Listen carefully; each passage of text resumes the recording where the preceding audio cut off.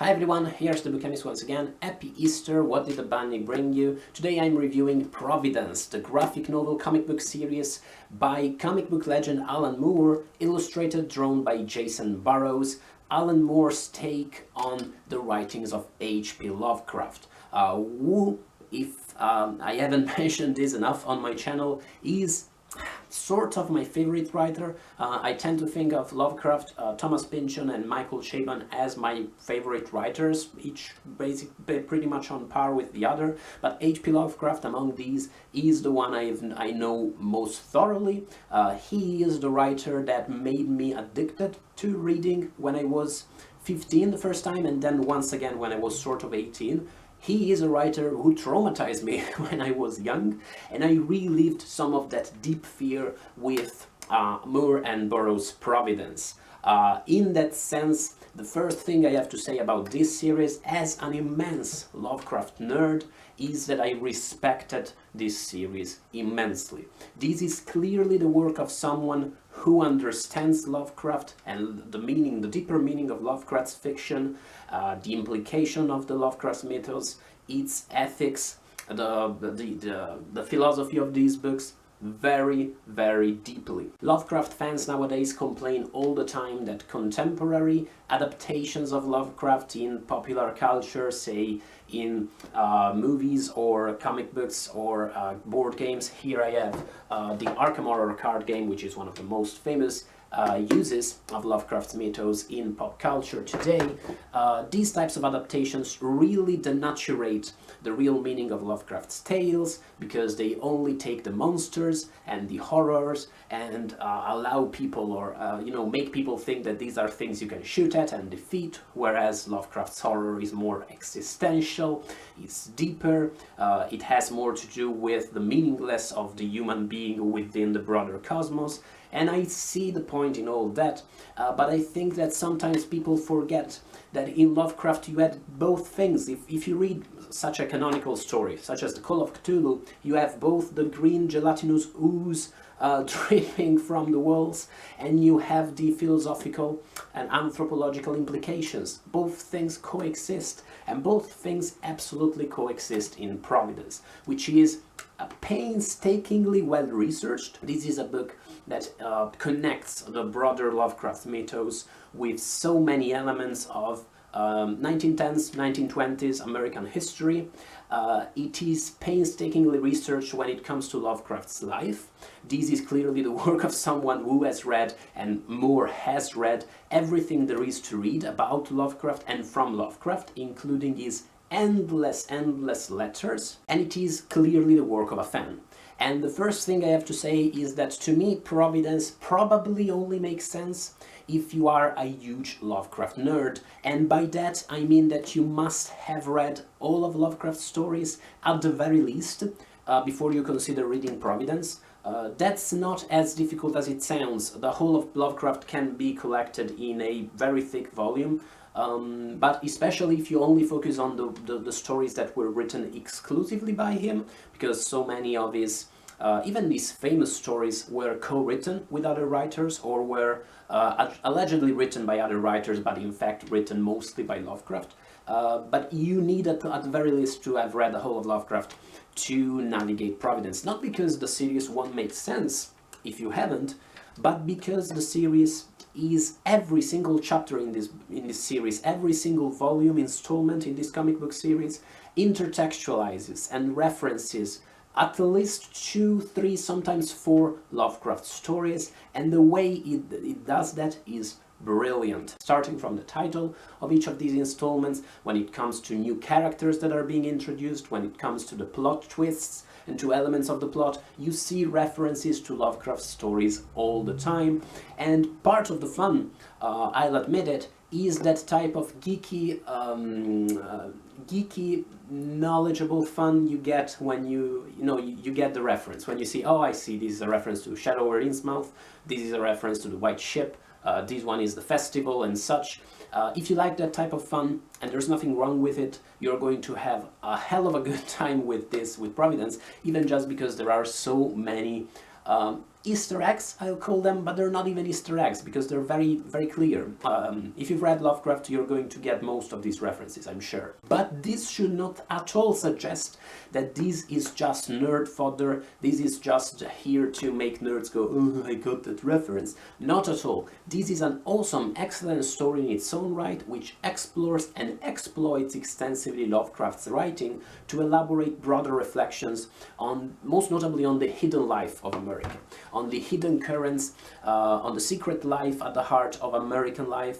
That was one of the crucial themes in all of Lovecraft. This idea that behind feeble imaginary reality, there's endless chaos. I've read some interviews with Moore about the series, about Providence, and he clearly researched the hell out of this project, and he does not shun away from even from the most unpalatable or horrid aspects of Lovecraftian horror, including H.P. Lovecraft's own homophobia and racism. And he does so, he conveys these themes, these ideas through the eyes of a main character who is an outsider in 1919 America.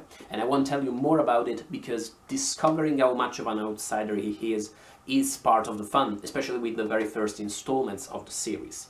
The other thing I should mention, very important, is what I mentioned at the beginning about how this series made me relive the real horror and the real fear of Lovecraft.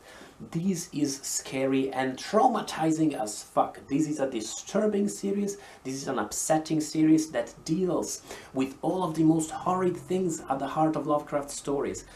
Incest, terrible family secrets, all sorts of horror which in Lovecraft are left implied, here are exploited and shown to you. This is the kind of series that is real fun to read in the morning.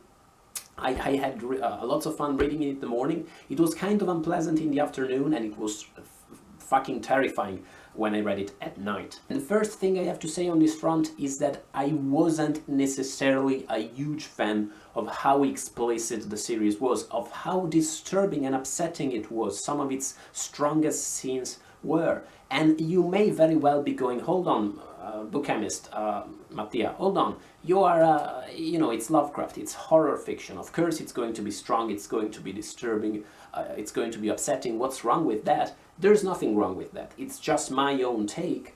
The point I wish to make is that, in my opinion, this is to Lovecraft, with all of its implied horrors and things left unsaid, this is the equivalent of a movie version of Pride and Prejudice that shows you all the groping and third bases that were going on between a cup of tea and the next, and that I guess Jane Austen left implied in the book. I also have to talk about the fact that each installment in this series is divided between a first part, which is made of a graphic adventure, a comic book, and a final part that is made of the entries in a commonplace book, in basically the diary of the main character. And these parts, in my opinion, were a bit tedious. The journal entries in this diary were a bit too long. In fact, when I was reading the series for the first time, I thought they were sort of recaps that people would find, you know, when they bought single installments of the comic book at the beginning of each number, of each issue, but in fact no, they were included at the end. So basically what these diary entries tell you is basically they give you the same story you've already read, they give it to you all over again. And very often, I know it's going to sound crass because I'm complaining that the pretty pictures were interrupted too often by boring words, but I do think that these entries were a bit too long, and especially when you read the series as a continuum, when you read it in hardcover, in a collected form. Yeah, I often wish they were much shorter and that I could go back to the action and to the actual drawings. Not always, not at all. There were some textual props, excerpts from books of lore, the pamphlet given at a bizarre church in Salem that were great, but the actual diary, I couldn't appreciate it too much. Even though it's fun, it's beautiful, it's amazing the way you see the story unfolding, you see it, you know, you see it told in two different ways in the drawings, in the comic book, and in this diary. But once again, I wasn't that much of a fan. Also, a very important thing you should know about Providence is that, technically speaking, it is both the prequel and the sequel to another comic book series, much shorter, by Alan Moore and Burrows, called Neonomicon. In that sense, I believe that Providence is a... you can absolutely read it. My plan was to read Providence first and Neonomicon later. You can absolutely read it without having read Neonomicon. Probably, I'm guessing that some bits of it are going to make more sense and you're going to catch more references if you've already read Neonomicon. But you should also know that the last two chapters of the series, chapter 11 and 12, conclude the story of Neonomicon.